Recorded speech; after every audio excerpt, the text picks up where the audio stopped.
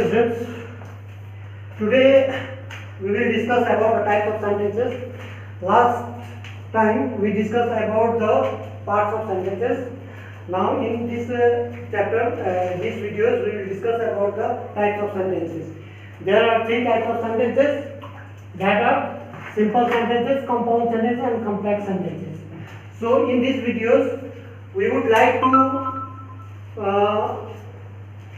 explain about the simple, compound and complex sentences. Now what is simple sentence, what is compound sentence and complex sentences. So first thing is that simple sentences. Simple sentences, what is a simple sentences? तो simple sentence होता क्या है वो समझने की कोशिश कीजिए. Simple sentence वो सेंटेंस होता है जिसमें एक सब्जेक्ट होता है और एक फाइनाइट वर्ब होता है.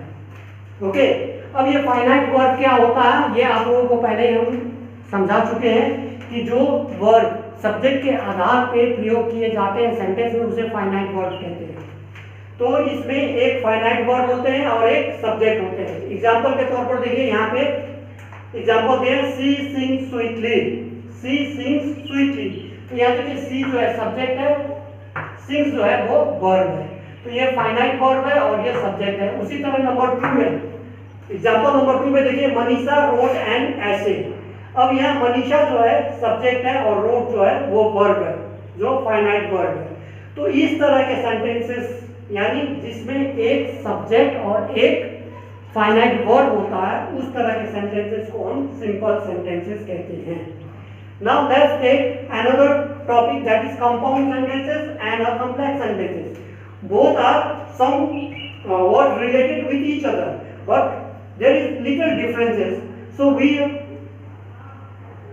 would like to make it a clear understanding about to understand these two sentences. अब यहाँ देखिए, कंपाउंड सेंटेंस और कॉम्प्लेक्स सेंटेंसेस जो है दोनों कुछ एक ही तरह का है, लेकिन थोड़ा डिफरेंसेस है और उसको थोड़ा हम लोग अच्छी तरह से जानेंगे तभी जो है समझ में आएगा, नहीं तो कंफ्यूजन हो जाएगा. तो कंफ्यूजन ना हो इसलिए हम समझाते हैं आपको. कंपाउंड सेंटेंसेस या कॉम्प्लेक्स सेंटेंसेस वो सेंटेंसेस है जहां पे दो या दो से ज्यादा, ओके, दो एक या एक से ज्यादा क्लॉजेस जो है मिल करके एक सेंटेंस बनता है. अब सवाल ये आता है कि यहाँ क्लॉजेस किसे कहते हैं या क्लॉज किसे कहते हैं. तो हम लोगों ने पहले फ्रेज और क्लॉजेस के विषय में कितने बार क्लास में लेक्चर भी मैंने दिया था कि क्लॉज क्या होता है, फ्रेज क्या होता है. तो फ्रेज को रहने दीजिए, यहाँ क्लॉज की बात आ रही है तो क्लॉज आपको समझा देते हैं. क्लॉज को ग्रुप ऑफ वर्ड्स कहा जाता है और group of words which give us a complete sense, यानी जो कंप्लीट सेंस दे, यानी शब्दों का समूह जो हमें कंप्लीट सेंस दे उसे हम क्लॉज कहते हैं. समझ रहे हैं? शब्दों को समूह यानी शब्दों के समूह को अगर वो हमें कंप्लीट सेंस दे तो उसे क्या कहेंगे, हम क्लॉज कहेंगे. Is it clear? अब देखिए क्लॉज में हमेशा यहाँ हम कह रहे हैं कि देखिए कंपाउंड सेंटेंस हैज टू और मोर देन टू क्लॉज, यानी दो या दो से ज्यादा क्लॉजेस को जो है एक में किया जाता है और सेंटेंस बनते हैं. तो यहाँ पे समझने वाली बात यह है कि इस कंपाउंड सेंटेंस में दो क्लॉजेस होते हैं जो एक मेन क्लॉजेस कहलाता है. दो क्लॉजेस, तो एक मेन क्लॉजेस कहलाता है, मेन क्लॉज, या तो हम प्रिंसिपल क्लॉज कहते हैं, प्रिंसिपल क्लॉज. ओके, और दूसरा जो होता है कोऑर्डिनेट, कोऑर्डिनेट क्लॉज या सबऑर्डिनेट क्लॉज.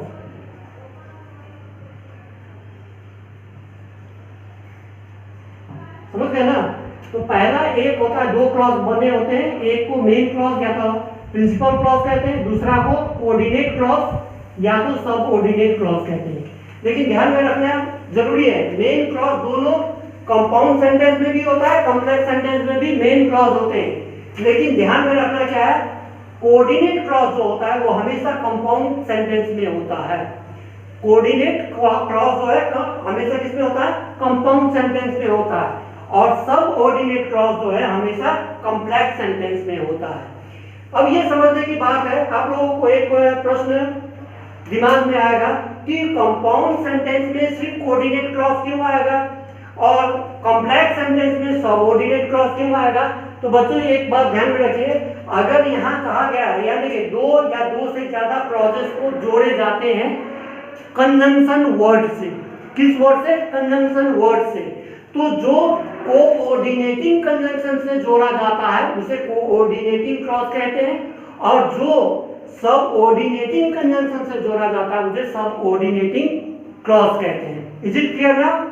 तो अब देखिए प्रॉब्लम यह है कि कोऑर्डिनेटिंग कंजंक्शन कौन सा होता है, सबऑर्डिनेटिंग कंजंक्शन कौन होता है। तो वहां देखिए हम यहाँ पे पहले समझेंगे कंपाउंड सेंटेंस, कंपाउंड सेंटेंस में समझेंगे कोऑर्डिनेटिंग क्लॉज या कोऑर्डिनेटिंग कंजंक्शन वर्ड। तो यहाँ देखिए यहाँ एग्जांपल दिया है कंपाउंड सेंटेंस में, ही पास एंड सी फेल्ड। ओके, तो ये देखिए यहाँ एंड जो है ये कंजंक्शन वर्ड है, क्या है? कंजंक्शन वर्ड है, और ये जो है कोऑर्डिनेटिंग कंजंक्शन है।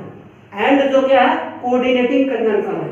उसी तरह से यहाँ देखिए he came here and meet me, तो ये एंड जैसे कि आपको पता है क्या है? कोऑर्डिनेटिंग कंजंक्शन है। उसी तरह से यहाँ देखिए he is poor but he is honest, तो ये बट भी जो है कंजंक्शन है, और ये कौन सा कंजंक्शन है? Coordinating conjunction.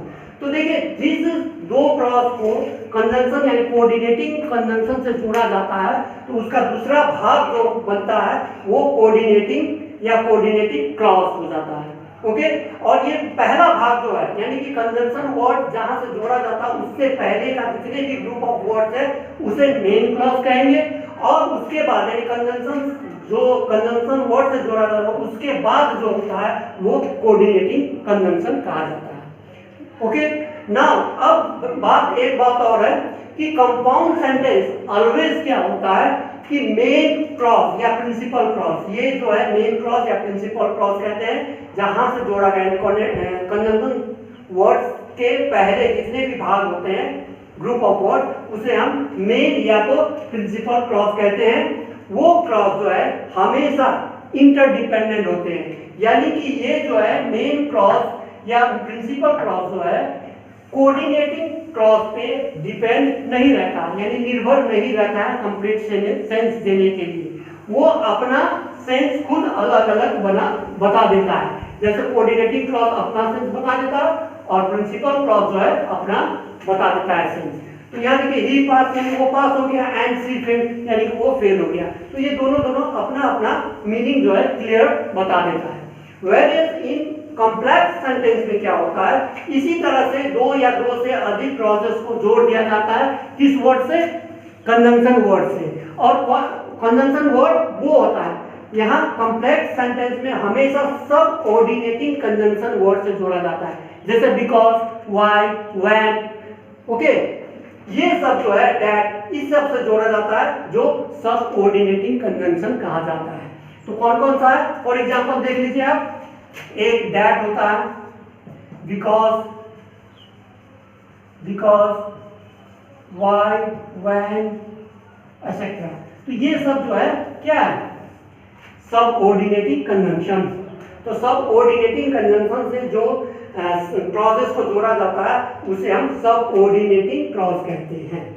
ओके, और सब ऑर्डिनेटिंग क्लॉज हमेशा कॉम्प्लेक्स सेंटेंस में मिलता है, नहीं कंपाउंड सेंटेंस में नहीं मिलेगा आपको सब ऑर्डिनेटिंग क्लॉज।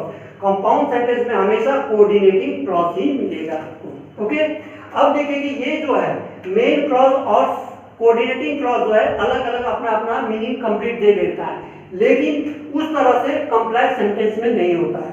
कॉम्प्लेक्स सेंटेंस में क्या होता है कि मेन या प्रिंसिपल क्लॉज जो है हमेशा सब ऑर्डिनेटिंग क्लॉज पे निर्भर रहता है कंप्लीट सेंस देने के लिए। जैसे कि एग्जांपल के तौर पर देखिए, यहां दिए example, I live in a house that I build. अब ये देखिए ये दैट जो है आपका कंजंक्शन वर्ड है, कंजंक्शन वर्ड है। ओके, और ये वर्ड जो है क्या है? सब ऑर्डिनेटिंग कंजंक्शन है। क्या है? सब ऑर्डिनेटिंग कंजंक्शन। तो अब ये जो है आपका मेन क्लॉज हो गया और ये सबऑर्डिनेटिंग क्लॉज हो गया। क्या हो गया? सबऑर्डिनेटिंग क्लॉज हो गया। तो देखिए अब ये सेंटेंस पढ़िए, I live in a house that I build, यानी कि अब ये दोनों पढ़ने के बाद, यानी सबऑर्डिनेटिंग और मेन क्लॉज दोनों को जोड़ने के बाद ही हम लोगों को क्या मिलेगा? कंप्लीट सेंस मिलेगा। जैसे कि I live in a house that I build, यानी मैं वहां रहता हूं, उस घर में रहता हूं जो मैंने खुद बनाया, तो अब ये कंप्लीट सेंस होगा। उसी तरह से यहाँ भी देखिए कॉम्प्लेक्स सेंटेंस में I went because I was invited, यानी कि मैं वहां गया था, क्यों? क्योंकि मुझे इनवाइट किया गया था।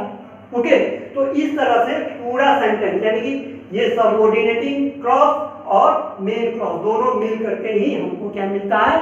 कंप्लीट सेंस मिलता है। इसीलिए जो है ये हमेशा कॉम्प्लेक्स सेंटेंस जो है वो हमेशा एक दूसरे पे निर्भर रहता है, लेकिन कंपाउंड सेंटेंस एक दूसरे पे निर्भर नहीं रहता है। ओके बच्चों, ये जो है आपका टाइप ऑफ सेंटेंसेस है, एक बार पढ़ लीजिएगा पेज जो है 11, 12 एंड 17 क्लासेस के बच्चों, और उसके बाद में पढ़ने के बाद में समझने की कोशिश कीजिएगा। अगर कोई प्रॉब्लम होता है तो आप कांटेक्ट कर सकते हैं। Thank you.